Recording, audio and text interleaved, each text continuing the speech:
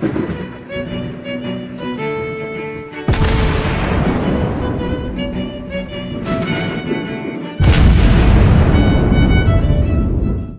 everyone, and welcome back to World of Warships Blitz with Terry.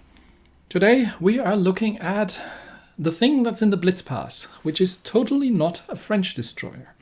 In fact, this is Italian. Well, not quite.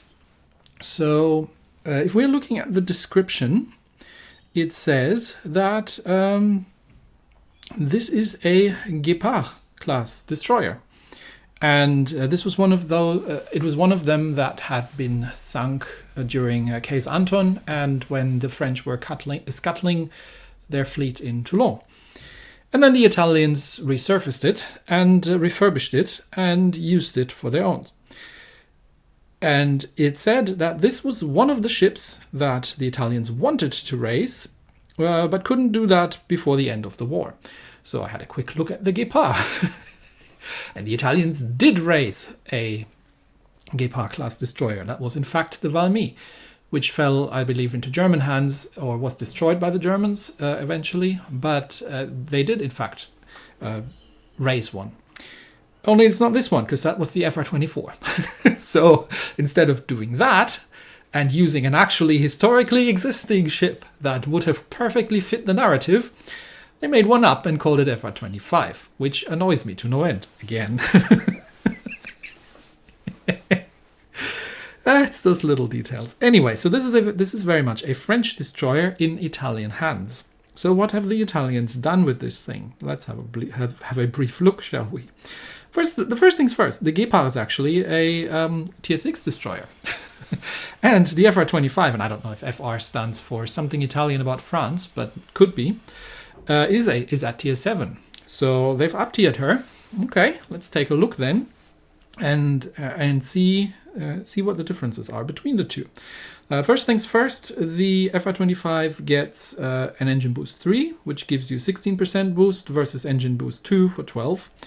And she gets a fuel smoke 3. I am remembering that I need to make a video about all the various kinds of fuel smokes, or smokes in general, because I have to admit I also lost track at this point, which smoke does what, because there's so many of them by now.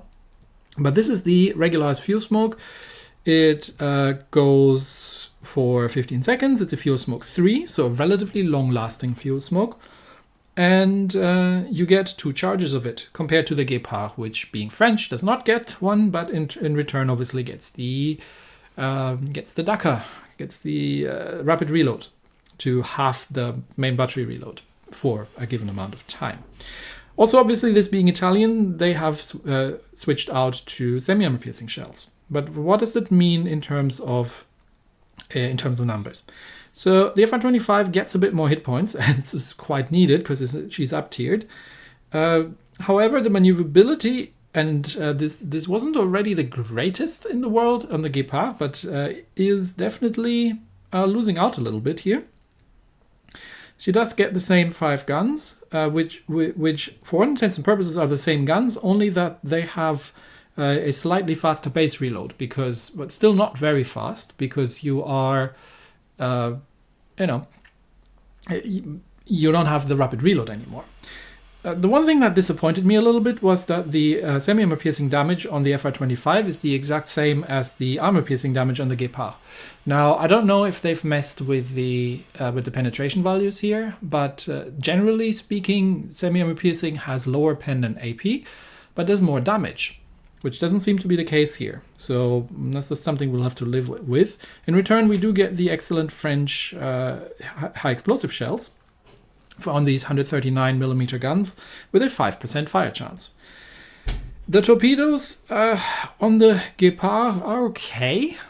You don't get an awful lot of them. You get 6 torpedoes. They do reload reasonably quickly, and you get a little bit more range on the FR25. The AA is as absent as it is, and the surface detection is slightly worse for some reason. So, yeah, is that enough for an up-tiered destroyer? The things that concern me here a little bit are the turn time and the fact that the gimmick of the French destroyer line is the burst damage, where you can do things like, oh, I have caused a flood, or oh, I have set a fire, and someone damage a single fire. So you wait 10 seconds, then you get your reload down to 3 seconds and go for the Dakar. It can't quite do that here. In return, you do get the long-lasting fuel smoke, but you only get 2 charges of it, so you have to use it sparingly. And you could argue, say, okay, so maybe this is a YOLO thing, but you don't really have the torpedoes to do that either. Let's compare a couple of other things. So let's have a quick look at the Lucatarigo, probably, which gets also a fuel smoke, but this is the exhaust fuel smoke. So what's the difference? This one lasts for 15 seconds, that one lasts for 6 seconds. So in return, you get 3 of them, and they reload more quickly. And you get 5 of the 20% engine short duration engine boosts instead of the 2 16%. So the Italian destroyer has the better engine boost and way more charges of it. And while she has less hit points than that thing, she is still more maneuverable and has more guns, a faster base reload, and does more damage with the semi-armor piercing. The short range is sort of the gimmick here. And the torpedoes are actually better on the Italian destroyer, because while you still get 6, you have a significantly better range. You only get the 6.9 kilometer range on the FR25, so that is not a stealth torp boat. And the concealment is somewhere in the middle. Let's compare, lastly, the FR25 to the Sims, which is an excellent Tier 7 premium destroyer. So let's have a quick look. The Sims gets regular engine boosts, which only give you 8% speed increase. The Sims does get the Def AA, and she does get regular smokes for active for 28 seconds, so 2 smoke screens that you can use. Other than that, obviously, we see the same hit point difference here. The Sims is a very, very maneuverable destroyer, as you can see here. And while she only has 4 guns, she's got a significantly faster reload on these 4 guns. But the main gimmick on the Sims are the torpedoes, which in all aspects are probably better than the FR25s. They are a bit on the slow side, but you get 8 of them instead of 6. They do more damage and they have a better range. And obviously the Sims has some AA and a noticeably better base concealment. So the question now remains, is the FR25 worth it? Because that's the thing you get out of the Blitz Pass. Actually, there are 2 things you get out of the Blitz Pass. You get the, I think, somewhere in here, let's have a quick look. I think you get the Giulio Cesare. Yeah, there she is, at 30. So you get the Cesare out, which is a very, very good, still a very good Tier 5 battleship. And somewhere else, and at level 40 you get the FR25. So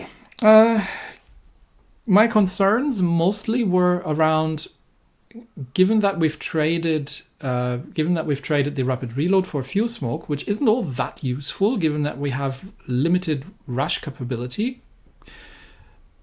Is it worth it? And we'll start out in the armory here. You get the choice between speed, hit points, and torpedo tube, or elite gun operator. I think they are both valid choices. So I think there are 2 paths that you can really take with this thing.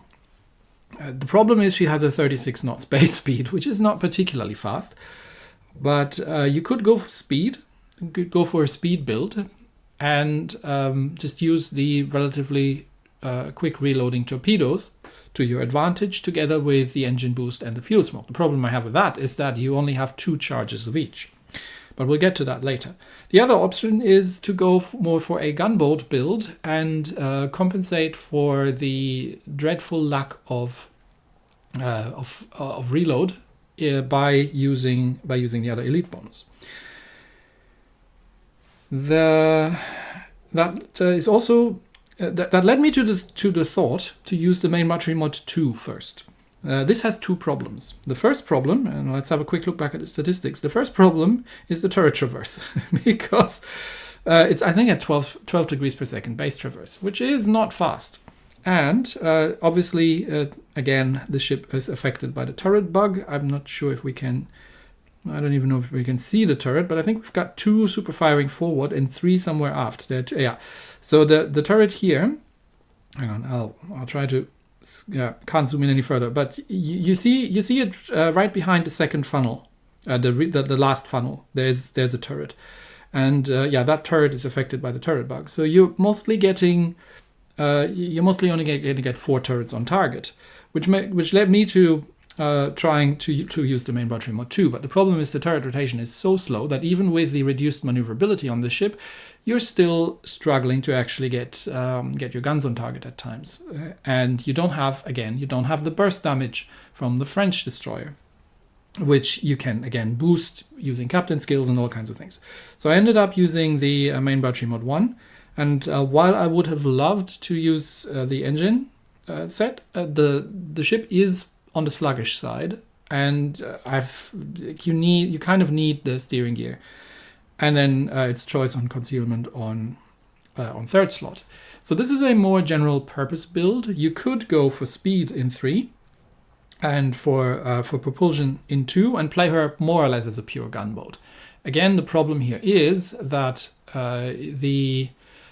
while you have the excellent French guns, you don't necessarily have the burst capability. So in that case, you could use main battery mode 2 and literally just play her as an HE spammer. But then you have to ask yourself the question, why? Because you're now at tier 7, which means you're facing tier 8 things, which means you're facing things like Cleveland's and Vittorio Venetos and similar stuff, which is not a problem that the Guépard generally has, because the Guépard gets herself into tier 5 games. So I opted to go with the more general purpose build here.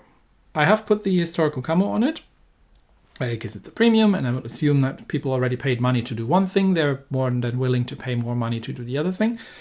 But it does give you main battery range, torpedo range, max traverse speed, which is great, and surface detection. So it's a good camo. Alternative, you get the little ray of sunshine camo here, where the only difference is torpedo speed instead of torpedo range. Take it or leave it. I guess if you get it out of a crate or something, you might as well use it. They're both decent destroyer camos that you could use, but I'm gonna stick with this one. Which leads us to the commander. Now, as usual, I am playing 2 games, and this seems to have caused some confusion last time, so I'll just reiterate it. I've played 2 games, one with regular consumables and a level 7 commander, and the other one with a fully upgraded commander of the legendary variant and the premium consumables. Why have I chosen Inigo Campione?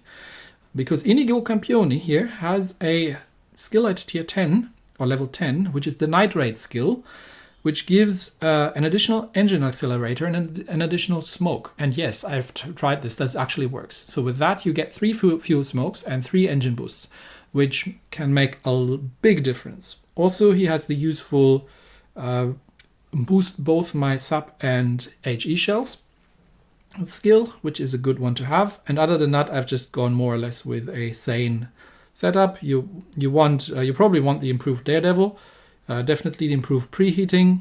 Can do with improved torpedo alert, is what I would have chosen anyway. And yeah, improved adrenaline rush is not bad. And obviously you do want the engine overload. You could go for Mistweaver here, if you don't want the legendary skill here, and just get a faster, because now you have 3 smoke screens and actually makes sense, get a faster cooldown on these. But personally, I didn't really feel that, so this is what I've set up. All right.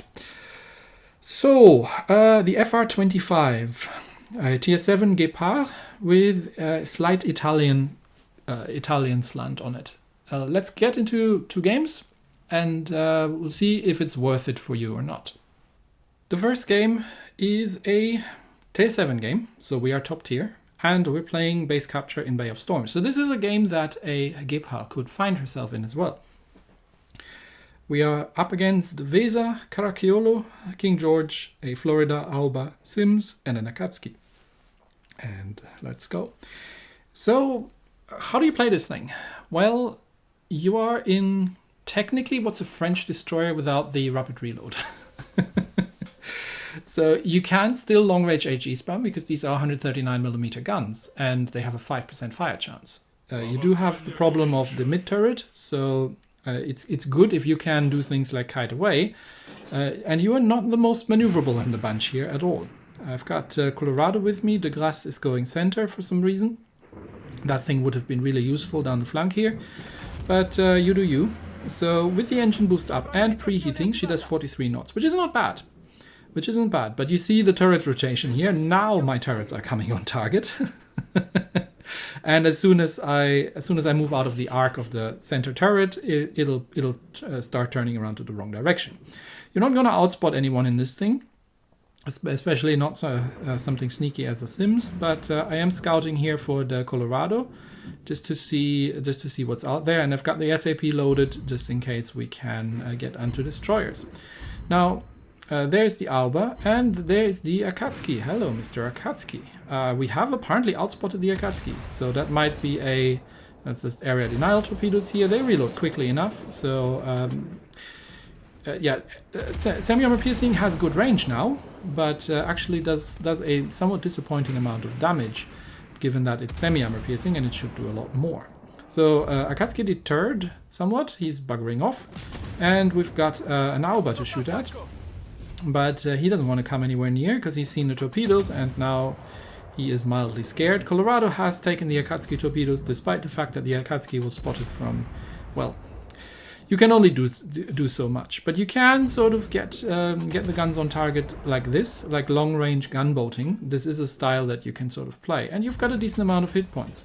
Now, the semi-armor piercing does not have enough penetration to get through a cruiser. But against destroyers is actually quite good. Then again, it's the exact same as the armor piercing. And there you see the turret rotation, the turret bug in action, because my mid turret just decided to come on target. Obvious torpedoes are obvious, and that's not actually a terrible spread. And given that the Colorado is fully broadsiding there, I might even actually take one myself here, given that this thing turns around. Nope, we're good. And I run into the other one. Yeah, overturned that. Given that this thing turns a bit like a brick. But she does have the hit points to spare, so this is not a terrible thing. But yeah, 1 engine boost, 2 fuel smokes. That's all we've got to work with. And technically only 4 turrets, because as you can see, again, the center turret has decided that he's going to look the other way.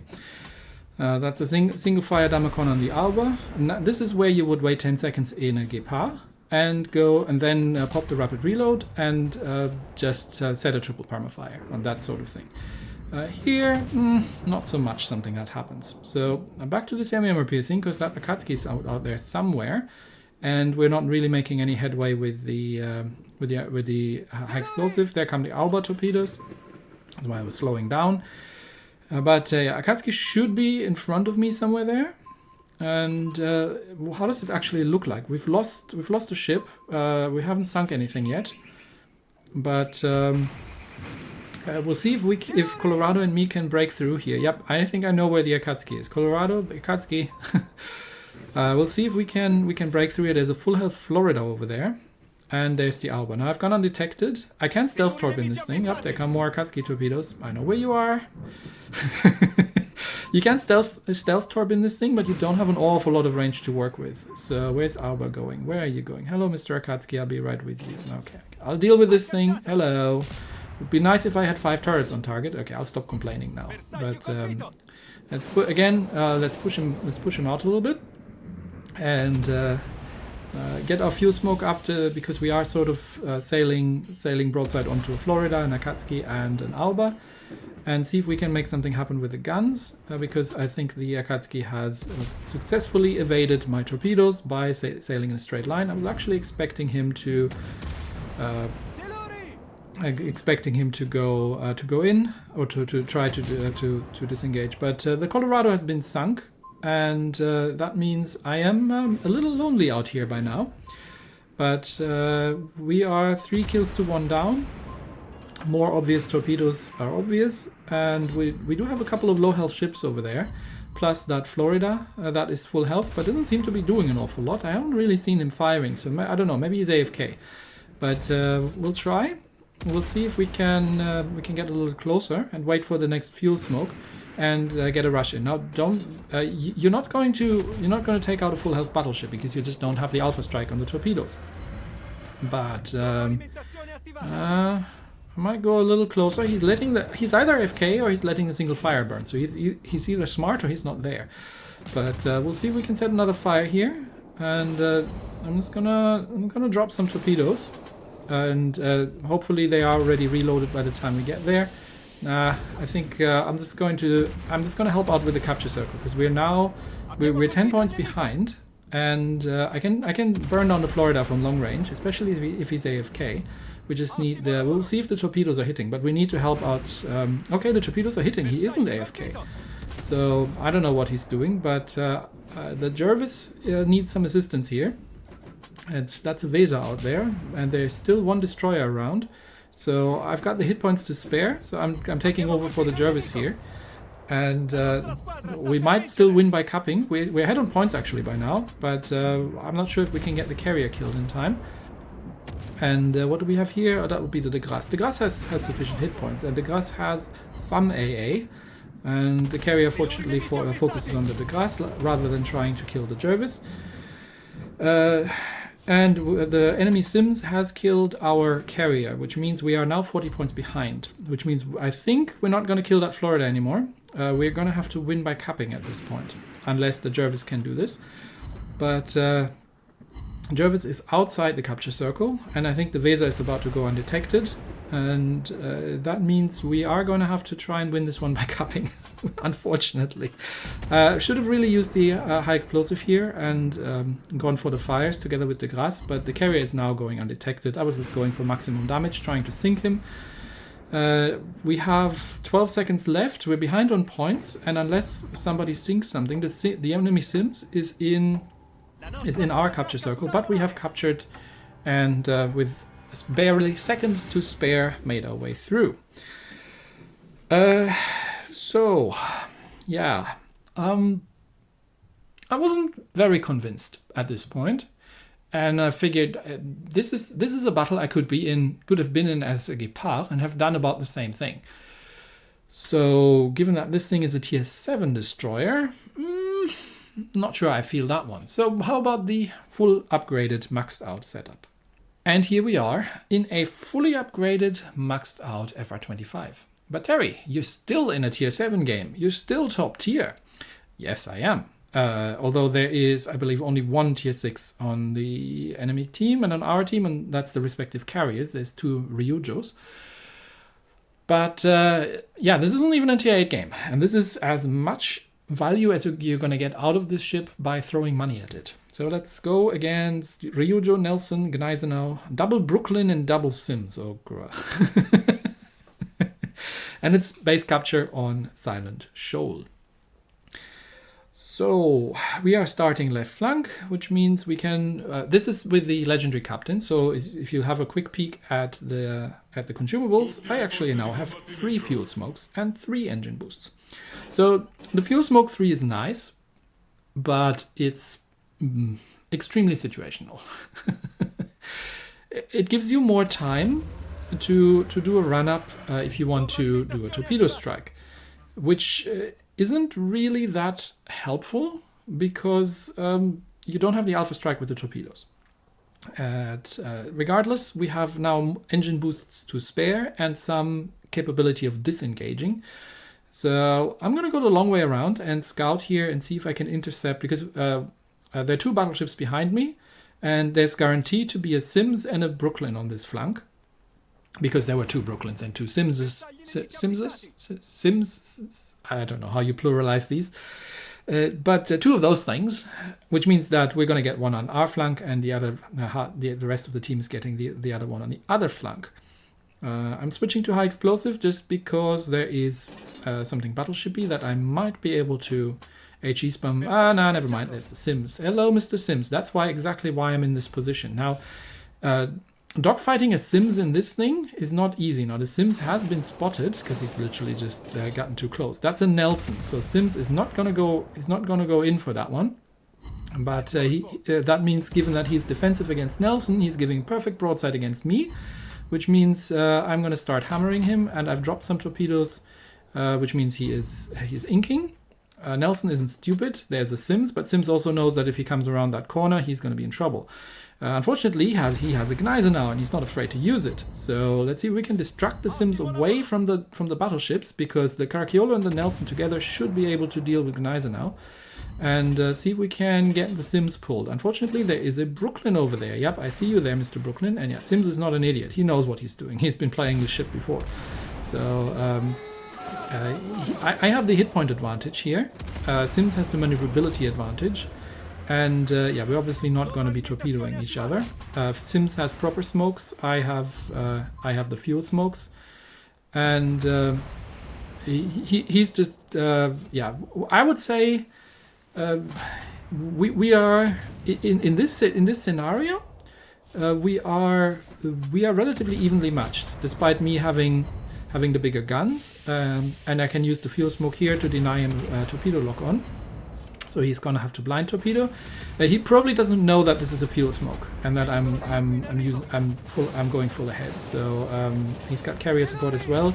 Yeah, he's assuming that it's a regular smoke, so he's rushing the smoke, dropping torpedoes into it. But I'm not in it anymore. So that cost him valuable time that he could have used to use his guns. Now he has used his smoke early on when he was panicking, which means that his regular smoke screen is on cooldown. He's just dumped his torpedoes, which means he is now relatively harmless for the time being. The bigger problem is there is the Brooklyn over there, and yeah, what am I going to do now? I'm sitting next to the island, so engine boost up, and yes, I do not want a Brooklyn. Broadside of Brooklyn, but he is reversing, so torpedoes out behind. Ow, if that was armor piercing, I would have been dead here. Fortunate that Brooklyn didn't know what to load against destroyers. But let's push him into the island with the torpedoes, and the battleships have no excuse. They have nothing better to do. The Brooklyn is now sitting broadside on, has taken a torpedo, and could you please delete this thing? I'm gonna have to use my fuel smoke again to get myself out of here. Fortunately, unlike in an actual Italian destroyer, I do have the range on these guns. So that's definitely a bonus. If you are playing at range, French destroyer style, you can actually do some damage. And the semi-armor piercing is doing okay with 139mm against light cruisers. There comes the carrier to spoil the party, and the Brooklyn has wised up and is firing armor piercing at... no more fires, please. Okay, that could have gone worse, but yeah, we are going to get ourselves undetected while we're trying to recover a little bit of health. And there's still a Sims and a Brooklyn out there, and I've got a relatively low health Caracciolo with me here, and that would be the Sims in that smoke screen over there. So back to the semi-armor piercing. Yep, there he is. Hello. But he's not sitting still in his smoke screen. And there's the Brooklyn. So if you could kill that Brooklyn, I'm going to have to do this myself, am I? Because the battleship's too busy trying to deal... Now, to be fair, that's a Caracciolo. He's got semi-armor piercing. Dodge under the Brooklyn shells. He's got semi-armor piercing. He can totally blap the Sims out of the water. I would just much prefer if he did that with the Brooklyn instead. Okay, dodge under the shells again. That's the Brooklyn killed. And now we just need to get the Sims. He might have wisened up to the fact that I'm not sitting in my smoke screens. But... let's get one torpedo spread out. I'm sure he's going to dodge this. Sims is an extremely maneuverable little ship, but it distracts him long enough that I can actually shoot at him. I'm not trying to hit him with my torpedoes because I'm extremely low hit points. I am just trying to distract him long enough that I can get the guns on target before he kills me. And if he's distracted dodging torpedoes, then he's not shooting at me, which means, given that I had the initial hit point advantage, there he goes, and he's dead. Whew. Okay, so this is a top tier destroyer, not in a tier 8 game, and I had to pull all registers here. Now, kudos to the Sims player, that was well played, and I had to contest with being under carrier attack and the darn Brooklyn shooting at me in the meantime. But is this a good ship? I would say no. I would say this ship needs a bit of assistance. I think there are a couple of things that could be done to make this ship worth it. She could be down-tiered for starters. Just cut one level of her engine boost and fuel smoke if you want. They're not that valuable anyway, because you only get 2 of them each. She could be down-tiered, or you could improve the maneuverability, or you could improve the torpedoes, or you could improve the guns. Give her a buff on the semi-armor piercing alpha damage, as it should have been, in my opinion, over the French armor piercing. And then we're talking, because then you're almost having a scout cruiser setup. Then you've got something like whatever that is at tier 7 on the Elbing line, that sort of thing. That would totally work, in my opinion, because the semi-armor piercing is pretty good penetration-wise. The gun caliber is almost light cruiser. So I think there are a couple of ways how the ship can be improved. Maybe she will get a buff in the future, but as it stands right now, I'd say even if you sink all the money into it, it's at best an average tier 7 destroyer. So I personally probably wouldn't bother, but maybe this is something that you've always wanted, and maybe you have a legendary Italian commander that perfectly fits into this, and you'd say, oh yeah, I'm good with this. I'd like a tier 7 Guépard, and go for it. So don't let me stop you. Plus you still get a lot of resources and the Giulio Cesare in the deal, and the Giulio Cesare for me is still a very, very good tier 5 battleship.